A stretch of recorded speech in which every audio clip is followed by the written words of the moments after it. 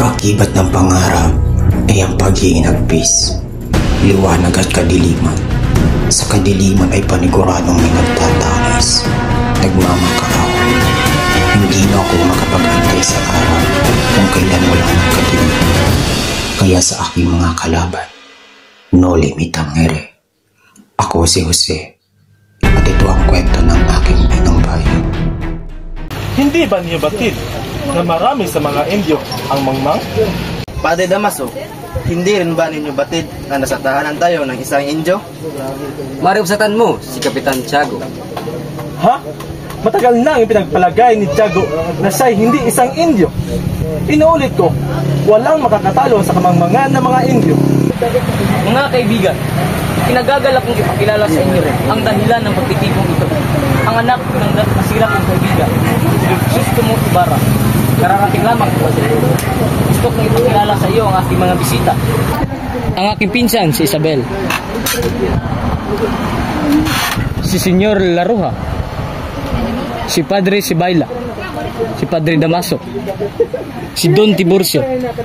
At ang kanyang asawa, si Doña Victorina. At ang panghuli, si Teniente Guevara. Buenas noches, señores. Sa mga kura sa aking bayan. Sa matalik na kaibigan ng aking ama, Padre Damaso. Patawarin po ninyo ako sa aking pagkakamali. Hindi ka nagkakamali. Ako nga si Padre Damaso. Ngunit kailanman hindi ko naging matalik na kaibigan ang iyong ama. Kayo na nga ba ang anak ng yumaong si Rafael Ibarra? Si Senyor Teniente. Maligayang pagdating, naway mas maging mapalad kayo kaysa sa iyong ama. Muchas gracias, Senyor. Nakahanda na po ang pagkain.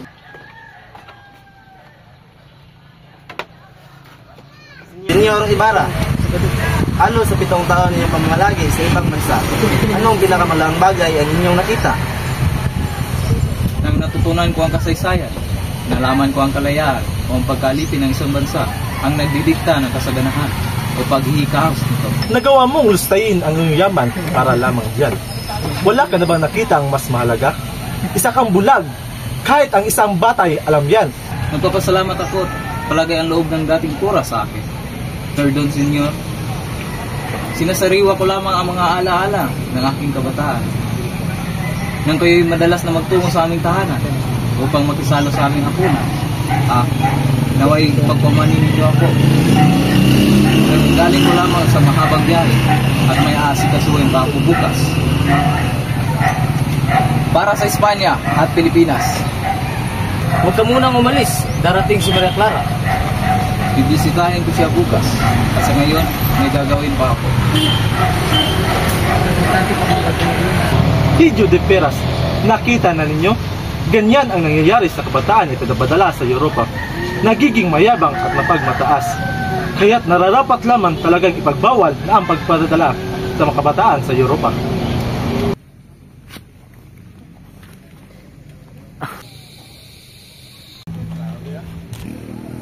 Senyor Ibarra, Teniente, kayo pala. Ginulat po ninyo ako. Mag-ingat kayo, Senyor. Maging aral sana ang nangyari sa inyong ama. Tila may nalalaman kayo tungkol sa pagkamatay ng aking ama. Pari po ba sabihin ninyo sa akin? Hindi nyo ba alam? Ang pagkakaalam ko'y namatay ang iyong ama sa loob ng bilangguan. Sa bilangguan? Nakulong ang aking ama? Hindi kaya kayo nagkakamali lamang? Hindi ako maaaring magkamali. Namatay ang iyong ama sa bilangguan, si Rafael Ibarra, na ipinagbintang erehe at kulubestero ni Padre Damaso. Maaari ba niyo sabihin ang buong pangyayari? Bakit po siya nakulong? Kaya pala hindi sinasabi ni Kapitan Tiago ang dahilan, ama ko.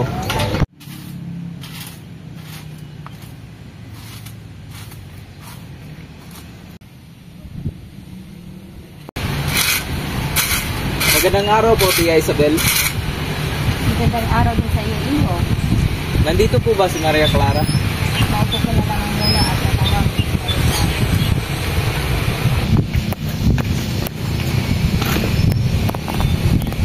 Hindi pa rin kumukupas ng iyong ganda, Maria Clara. Nakapunta ka lang sa Europa, sumamiss na yung mga salita. Marahil maraming mga magagandang babae sa ibang bansa ang nagpulo sa pambubola. Mahal ko, alam mo ba ako isang mapalad ng nilalang? Mapalad? Bakit? Kaysa mga babae mo? Mapalad dahil pinagpasya ng ating mga magulang na ako ikasal sa pinakamandang babae na ngayon ay nasa aking harapan. Asus, binola pa ako. Hindi kita binola, mahal ko.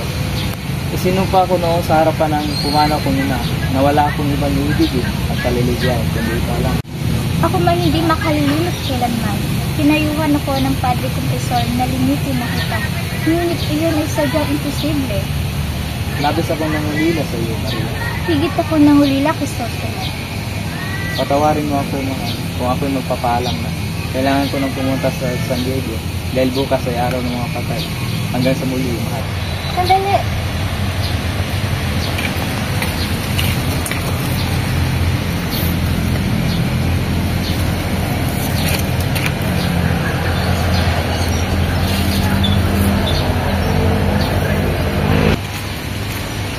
Ialay mo mga ito sa iyong mga magulang. Maraming salamat, mahal ko. Mag-iingat ka, mahal kong Crisostomo.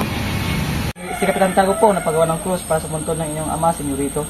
At tinanong ko po ito ng bulaklak at sinabitan ng sampagita, Senyorito. Salamat. Bueno, nasaan ba? Nasa likod po ng malaking krus, Senyorito. Dito ba? Sandali lang po. Parang hindi to ang matatandaan ko. Sandali lang po, ipagtatanong ko.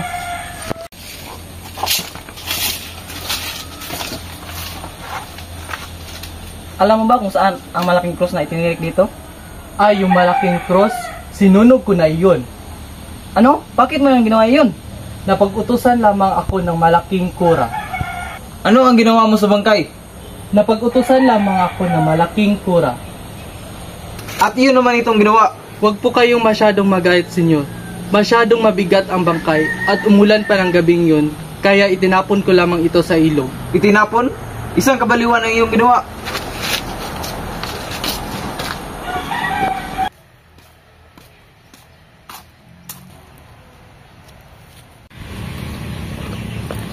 Anong ginawa mo sa aking ama? Nagkakamali ka. Wala akong ginawa sa... Anong wala? Hindi ako. Basta yung hindi ako. Hindi si Padre Damaso.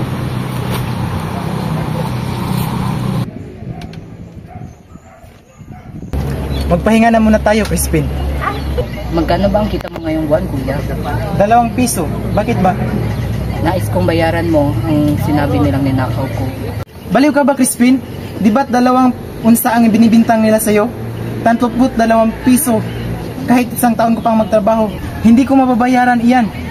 Ngunit wala talaga akong ninakaw. Wala akong ninakaw, kuya. Kapag nalaman to ni inay, natatakot ako.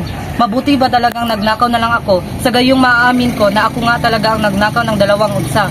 Papatayin man nila ako sa palo ng kura. Magkakaroon naman kayo ni inay ng mga bagong damit. Tahan na, Crispin. Tahan na. Hindi rin naman maniniwala si inay. Tahan na. Huwag kang mawala ng... Basilio, may multa kang 2 reals dahil hindi sa tamang pagpatunog ng kampana. At ikaw, Crispin, hindi ka maaaring umuwi hanggat hindi mo isinasauli ang minakaw mong 2 unsa. Ngunit wala po talaga akong ninakaw. Magsisinungaling ka pa? Sa Kristan, Mayor, pakiusap, hindi po. Basilio, hindi ka maaaring umuwi hanggat hindi pumapatak ang eksaktong ika-10 ng gabi. Po, ngunit sa ika-9 na gabi ay bawal na. Pakiusap po, pakiusap po. Matagal na po namin hindi nakikita ang aming ina. Crispin. Kuya, tulungan mo ako. Papatayin nila ako. Crispin! Inay, inay. Gising pa po ba kayo, inay? Basilio, ano nangyari sa iyo? Bakit ka umiyak? Bakit ka sugatan? Tumakas po ako sa kumbento. Takot na takot po ako. At si Crispin po, inay. Bakit? Anong nangyari kay Crispin? Nasaan ang iyong kapatid? Naiwan po siya sa kumbento, inay. At hindi siya pwedeng umuwi kasi pinagbintangan na siyang nagnakaw. Ano? Inakusahan ang mabait kong si Crispin? Dahil lang ba mahirap tayo, kailangan natin magdusa?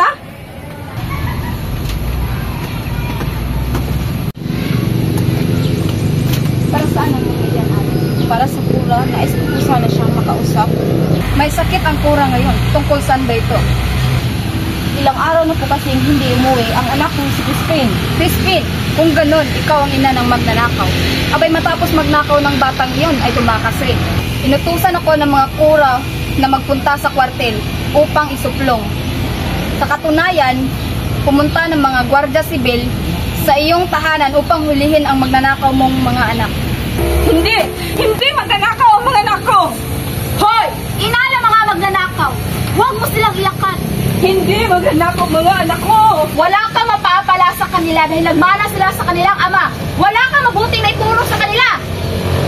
Hindi magnanakaw ang mga anak ko! Magnanakaw ang mga anak mo. Hindi magnanakaw ang mga anak ko! Hindi Magnanakaw! Magnanakaw! Magnanakaw! Ikaw ba si Sisa, ang ina ng batang magnanakaw? Opo, ako nga ho si Sisa.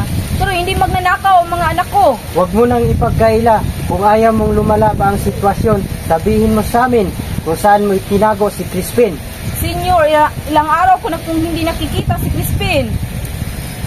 Kung gayon, isinauli mo lamang ang perang ninakaw ng iyong mga anak. Senyor, kahit pa ni minsang nagugutom ang mga anak ko, hindi nila magagawa ang magnakaw. Maniwala kayo. Tuwaling, kung yan ang iyong gusto, ikaw ay aming ikukulong hanggat hindi isinauli ng mga anak mo ang ninakaw nila. Pero wala po talagang ninakaw ang mga anak ko, senyor. Maawa po kayo sa akin. Huwag niyo ako ikulong.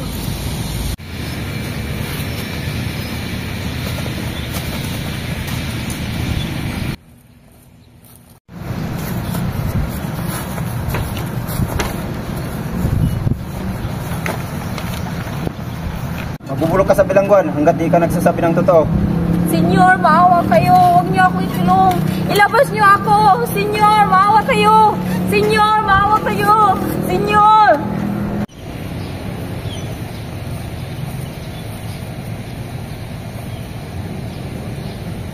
Kamalian niya ng Cora. Pakawalan niyo siya at huwag niyo siyang gambalain pa. At kung gusto ng Cora, may balik ang kanyang ginto, sabihin niyo sa kanya, manalangin siya kay San Antonio.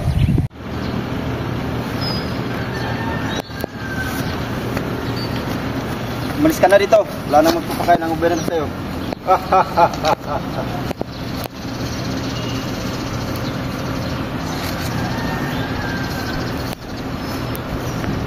Basilio! Crispin!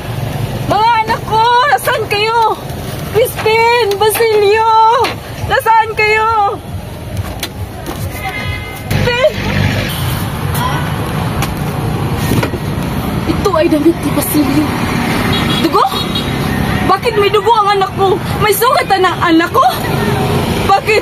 Nasaan ang anak ko? Nasaan si Basilio? Si Basilio? Ang magnanakaw kong anak? Ako ang ina ng magnanakaw? Basilio! Crispin! Dugo! Dugo!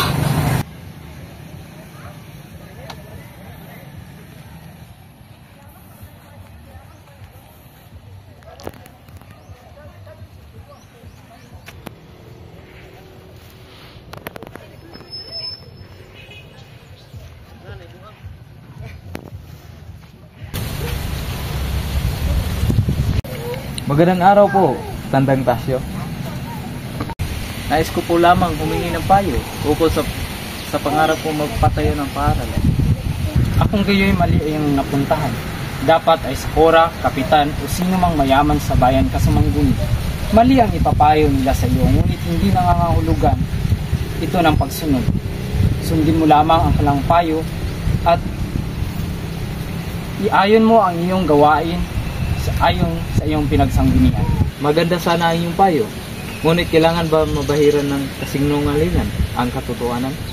Kung minsan ang paggawa ng mali ay hindi magbubunga ng kamalian. Isa pa, higit na makapangyarihan ng isang pari kaysa pamahalaan. Ang gobyerno ay kasangkapan lamang ng simbahan upang maipalaganap ang kanilang tunay na layunin. Kung taos ka sa iyong puso sa pagpapagawa ng paaralan at pagtulong sa kapwa, ay wala kang dapat ipangamba. Ngunit tandaan mo, magtatagumpay ka lamang kung makikiayon ka sa agos tulad ng rosas. Sumasabay siya sa daloy ng hangin dahil kung sasalungatin niya ito, tiyak na mababali ang kanyang tangkay. Naniniwala akong tutulungan ka ng pamahalaan at ng bayan.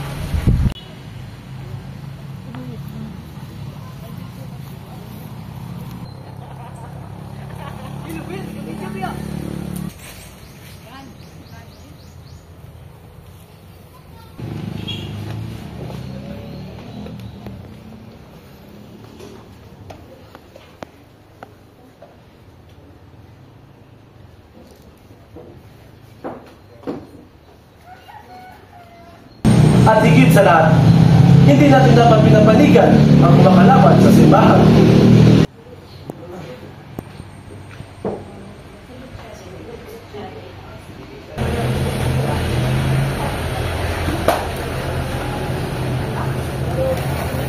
Alam kong magbubukas ka ng bagong paralan. Ikaw ay mag-ingat sa pagbaba sa hukay. Huwag kang lalapit sa bato kung ayaw ng mamatay.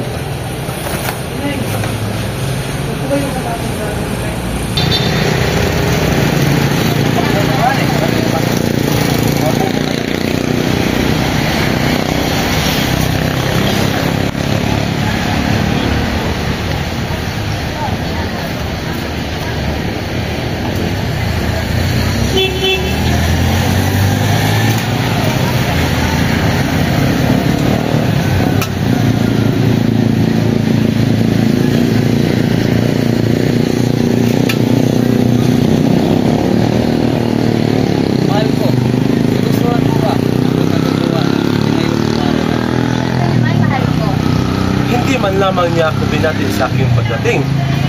Talagang tumaas na ang kanyang tingin sa kanyang sarili. Nakapunta lamang siya sa Europa. Abay, akalain mong sino kong masta.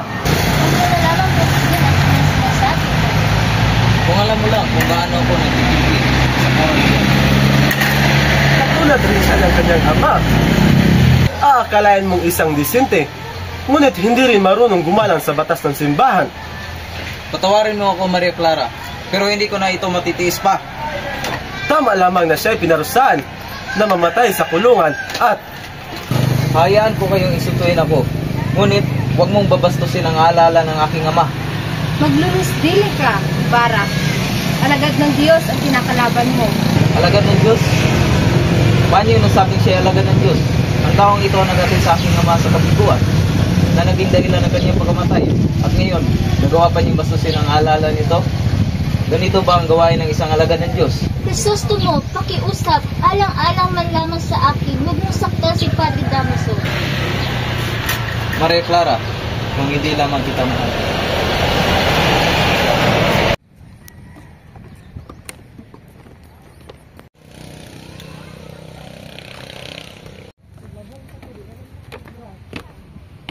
Ikaw ba si Don Crisostomo Ibarra? Maaari ka ba na sumama sa amin? Bakit? Ano ang aking ginawa? Ikaw ang tinuturong utak ng pag-aalsa. Ngunit wala akong kinalaman dyan, senyor. Wala akong kinalaman dyan, senyor.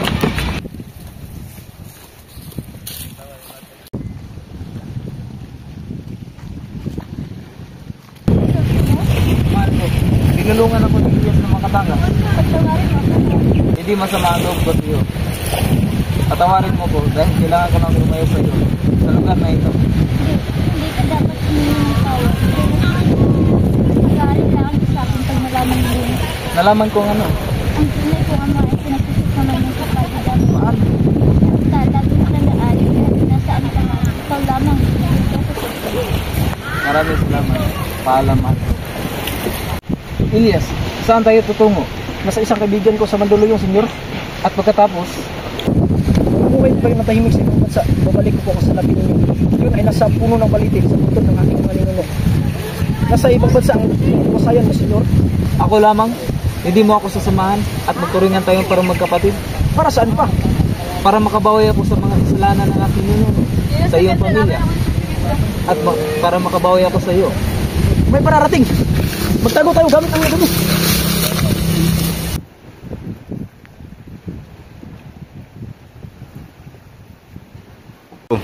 Marunong po ba kayong sumagwal? Oo. Iligtas ninyo ang inyong sarili at ililigaw ko sila. Huwag, Elias. Labanan natin sila. Magkita tayo sa Noche Buena sa puntod ng aking mga ninuno. Saan ka galing? Galing po ko ng Manila. Karasunan ko ng damo at ang hukom at ang kura. Yan ba? Lakad na. Huwag kang magpapasaka ng iba dahil may nakatakas na bilanggo.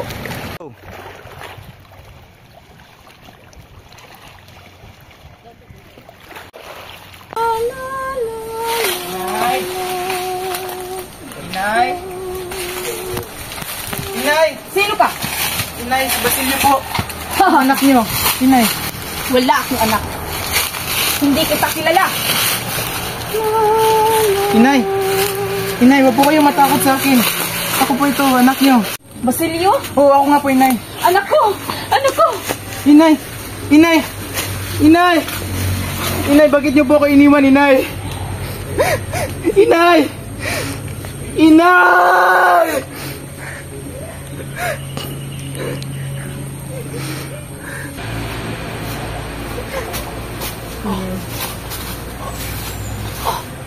Inay.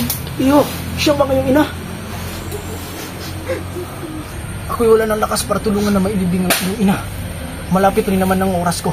Manguha ka na lamang ng sanga at itapon mo sa amin. At kami sisilaban hanggang sa maging abo. May malaking halagang nakabaon sa puno ng baliti. Gamitin mo iyon para makapagsimula ng bagong buhay. At siya nga pala, ako nga pala si Elias.